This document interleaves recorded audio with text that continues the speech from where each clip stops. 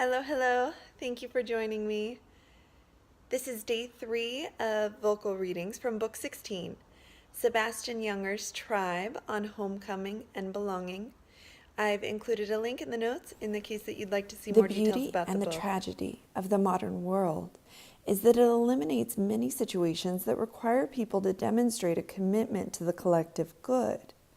Protected by police and fire departments and relieved of most of the challenges of survival, an urban man might go through his entire life without having to come to the aid of someone in danger, or even give up his dinner. Likewise, a woman in a society that has codified its moral behavior into a set of laws and penalties might never have to make a choice that puts her very life at risk. What would you risk dying for, and for whom?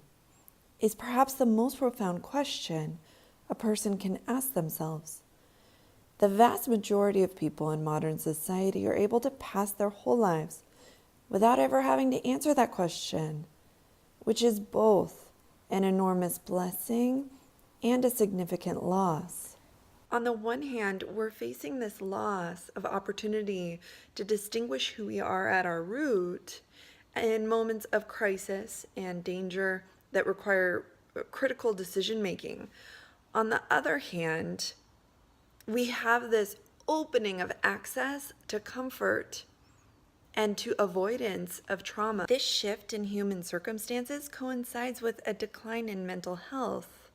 And collectively speaking, we're in our infancy in terms of how we're handling this adjustment. In the human condition, at every level of magnification, we have a loss on one side of the coin and a benefit on the other. And the magic of creation is in the alchemy of interchange between the two. We often don't know what the creation will spawn until much, much later in retrospect.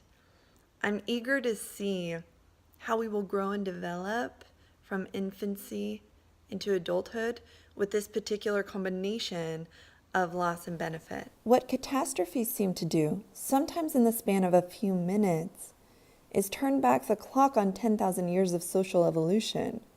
Self-interest gets subsumed into group interest because there's no survival outside group survival, and that creates a social bond that many people sorely miss. The following is in reference to Junger's own experience with classic short-term PTSD. From an evolutionary perspective, it's exactly the response you want to have when your life is in danger. You want to be vigilant. You want to avoid situations where you are not in control. You want to react to strange noises. You want to sleep lightly and wake easily. You want to have flashbacks and nightmares that remind you of specific threats to your life. And you want to be by turns angry and depressed. Anger keeps you ready to fight, and depression keeps you from being too active and putting yourself in more danger. Junger goes on to describe the experience that he had when his panic attacks subsided. He calls it an emotionality.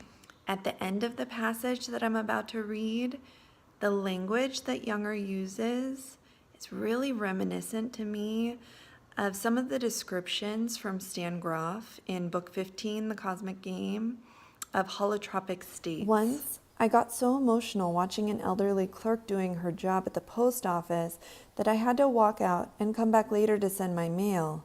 It happened in my sleep, too. Strange combat dreams that weren't scary, but somehow triggered a catastrophic outpouring of sorrow. Invariably, I would wake up and just lie there in the dark, trying to figure out why feelings that seemed to belong to other people kept spilling out of me. I wasn't a soldier, though I'd spent plenty of time with soldiers, and at that point I hadn't lost any close friends in combat. And yet, when I went to sleep, it was like I became part of some larger human experience that was utterly heartbreaking. It was far too much to acknowledge when I was awake. Thank you for joining me in my studies today.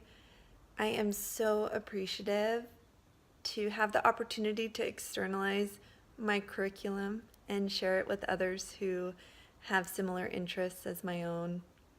I look forward to sharing more tomorrow.